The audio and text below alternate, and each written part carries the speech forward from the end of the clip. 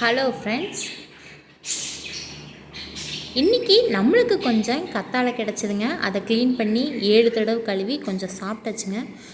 நம்மளுக்கு எப்போது ஒரு நாள் கத்தாழை கிடைக்கும்போது ஒரு 3 மாதத்துக்கு ஒருக்கா 4 மாதத்துக்கு ஒருக்கா நான் சாப்பிடுவேங்க.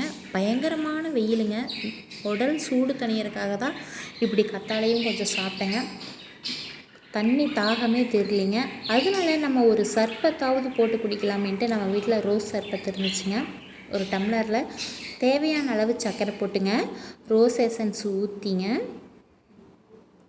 அதுக்கப்புறமா நார்மல் வாட்டர் ஊற்றி ஐஸ் கட்டி போட்டு ஒரு கலக்கி எடுத்து குடிச்சாச்சுங்க.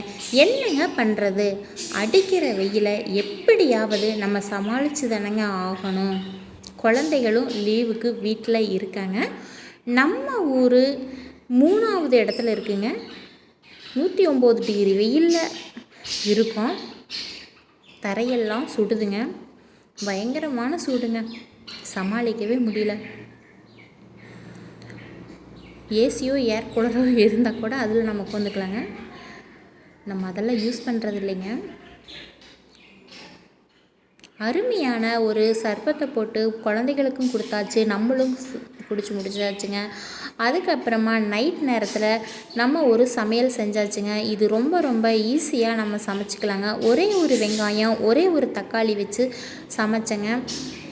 இந்த மாதிரி நீங்கள் யாராவது ஒரு வெங்காயம் ஒரு தக்காளி வச்சு ஒரு சாப்பாடு செஞ்சுருக்கீங்களா? இதில் அரிசி பருப்பு சாப்பாடு கூட கிடையாதுங்க, ரைஸ் மட்டும்தாங்க. ஒன்றுமே இல்லைங்க. எண்ணெய் ஊற்றி கடுகு, ஒரே வெங்காயம், ஒரே தக்காளி, வரமிளகா, கொஞ்சம் சீரகம், வெந்தயம், எண்ணெய் காஞ்ச உடனே சேர்த்திடுவேங்க. சூப்பராக இருக்குங்க. சாமு அவங்க அப்பாவும் அம்மா வீட்டுக்கு போயிருந்தாங்க. எங்கள் அம்மா வீட்டுக்கு எங்கள் வீட்டுக்கு ஒரு 20 கிலோமீட்டர் வித்தியாசம் தாங்க. அண்ணா ஆற்றுல மீன் பிடிச்சாங்கன்னு கூப்பிட்டாங்க, வாங்கிட்டு போக சொல்லி.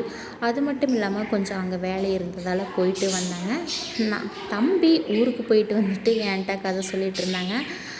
நான் அம்மாயி என்ன பண்ணுறாங்க, அப்பச்சி என்ன பண்ணுறாங்க, ஊரில் எல்லாம் என்ன பண்ணுறாங்கன்னு விசாரிச்சுட்ருக்கேன். போயிட்டு வந்து 3 நாள் தான் இருக்குங்க. மறுபடியும் ஷாமும் போயிட்டு வந்துட்டாங்க. அவங்க அம்மாயெல்லாம் எண்ணெய் கொடுத்துட்டாங்க, என்ன பண்ண என்ன சாப்பிட்டேன்னு என்கிட்ட சொல்லிகிட்டு இருந்தாங்க. நம்மளுக்கு ஊரில் இருந்த அந்த பார்சல் இது தாங்க. தேங்காய், பால், பொடி எல்லாமே கொடுத்து விட்டாங்க. மீன் கொடுத்தங்காட்டி மீன் சமைக்கிறதுக்கு உண்டான பொருளும் நம்மளுக்கு கொடுத்து விட்டுட்டாங்க. அம்மானாவே பிள்ளைகளுக்கு இப்படித்தாங்க, ஏதாவது கொடுத்துட்டு அனுப்பிட்டு இருந்தால் தான் அவங்களுக்கும் மனசு சந்தோஷமாக இருக்கும். நாளைக்கு நம்மளும் நம்ம பிள்ளைக்கு இப்படி தான் செய்வோமோ. கொஞ்சம் வாழைப்பழம், தேங்காய் எல்லாம் கொடுத்து விட்டுருந்தாங்க. நம்ம வீட்டில் சாப்பாடு ரெடிங்க. பாப்பா மீன் வந்ததையும் பாப்பாவே டக்குன்னு ஒரு 4 மீனை பொரிச்சிட்டு வந்துட்டாளுங்க. நான் கூட செய்யலை, பாப்பாவே செஞ்சிருச்சுங்க. மறுநாள் காலையில் ஞாயிற்றுக்கிழமை நம்ம வீட்டில் மீன் குழம்பு வைக்கலான்னு நினச்சிங்க. மீன் குழம்பு வைக்கலைங்க, ஏன்னா நாங்கள் எல்லாருமே ஊருக்கு போகலான் இருக்கோங்க, என்னோடய அத்தை வீட்டுக்கு. இந்த மாதிரி லீவ் டைமில் அப்போ சொந்தங்களோட போய் கொஞ்ச நாள் இருந்துட்டு வரதில் சந்தோஷமே இருக்குங்க. நான் அதிகமாக ஒரு 10 வருஷமாக எந்த ஊருக்கு போகலைங்க. இப்போ தான் ஊருக்கெல்லாம் போயிட்டுருக்கேன். அதுக்குள்ளேயே மீன் என்ன தான் இருந்தாலும் எனக்கு நான் 2-3 டைம் கழுவிட்டினா தான் எனக்கு திருப்தியாக இருக்குங்க. மீன் எடுத்து கழுவி வச்சுங்க. ஒரே போட்டிங்க, பாப்பாவும் தம்பியும் நான் கலக்கிறேன் நீ கலக்கிறேன்னு. எப்போவுமே மீன் கலக்கிறது, சில்லி கலக்கிறது, இதில் எல்லாம் எங்கள் வீட்டில் பசங்களுக்கு ரொம்ப இன்ட்ரெஸ்ட்டுங்க. நானும் விட்டுருவேங்க, ஆனால் நான் பக்கத்துலேயே சேஃபாக உட்காந்துக்குவேங்க, பார்த்துட்டே இருப்பேன். நம்ம தம்பி ஏதோ ட்ரை பண்ணிகிட்டு இருந்தாங்க. இன்றைக்கி ஒரு புட்டி வாங்க ஃப்ரெண்ட்ஸ் அப்படின்னு சொல்லி ஏதோ செஞ்சுட்டு இருந்தாங்க. கலக்கி வச்சுட்டாங்க. ஒரு கையில் சின்னதாக காயம் இருக்குது, அதை கூட பொருட்படுத்தாமல் அப்போவும் நான் தான் செய்வேன்னு செஞ்சுட்டு இருந்தாங்க. இன்ட்ரெஸ்ட்டாக செஞ்சங்காட்டி விட்டாச்சுங்க. நம்ம வீட்டில் ஒரே ஒரு ரசம் மட்டும் வைக்க போகிறேங்க. ரசம், மீன் ரோஸ்ட் போட்டு சாப்பிட்டு எல்லாருமே ஊருக்கு கிளம்ப போகிறேங்க. ரசத்துக்கு தேவையான பூண்டு, சீரகம், மிளகு எல்லாமே இடித்து வச்சாச்சுங்க. ரசம் ரொம்ப ஈஸிங்க. எண்ணெய் ஊற்றி அதுக்கு முன்னாடியே புளியும் தக்காளியும் வேக வச்சு கரைச்சி வச்சாச்சுங்க. சமைச்சிட்ருக்கிறது யாருன்னு பார்த்திங்கன்னா நான் கிடையாதுங்க, என்னோடய வீட்டுக்காரர் தான் சமைக்கிறாருங்க. எங்கள் வீட்டில் எப்போவுமே அடிக்கடி 2 பேருமே மாற்றி சமைப்பாங்க. இன்னும் ஒவ்வொருத்தருக்குள்ள ஒவ்வொரு தாட் இருக்குது இல்லைங்களா, நம்ம இந்த மாதிரி சாப்பிடணும்னு ஆசைப்படுவோம். அதனால் இன்றைக்கி ரசம் வந்து அவருக்கு அவர் ஸ்டைலில் வச்சா தான் பிடிக்கணும், அவர் வச்சுட்டாருங்க.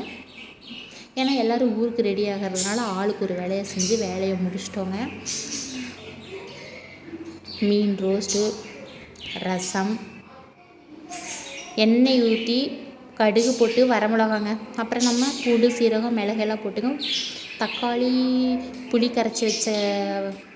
கரைசலாக வடிச்சு ஊற்றி தேவையான அளவு தண்ணி சேர்த்து உப்பு சேர்த்து நுரக்கட்டி வந்தது இறக்கியாச்சுங்க. ஒரே ஒரு ரசம், மீன் வறுவல், சாப்பாடு, அவ்வளோதாங்க. எல்லோரும் சாப்பிட்டாச்சுங்க.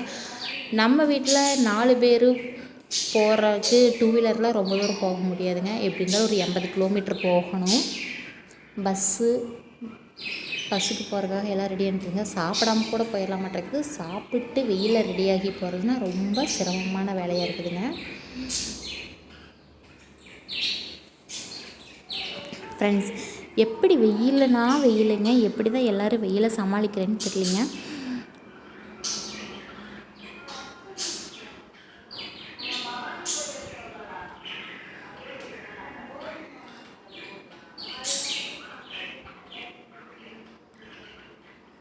சாப்பாடு கொஞ்சம் குறைவாக ரசத்துக்கு இருந்ததால் நம்மளுக்கு ரொம்ப ஈஸிங்க.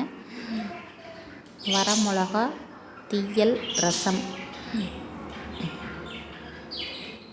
ஃப்ரெண்ட்ஸ், சண்டே நீங்கள்லாம் என்ன சமைச்சிங்க, என்ன சாப்பிட்டீங்க? ஃப்ரெண்ட்ஸ், கண்டிப்பாக வாங்க, ஊருக்கு போயிட்டு உங்களுக்கு நான் விலாக் எடுத்து போடுறேன். அடுத்த விலாகில் நான் ஊருக்கு போனது தாங்க, என்னோடய அத்தை வீட்டுக்குங்க. எனக்கு மீன் பிடிக்காதுங்க.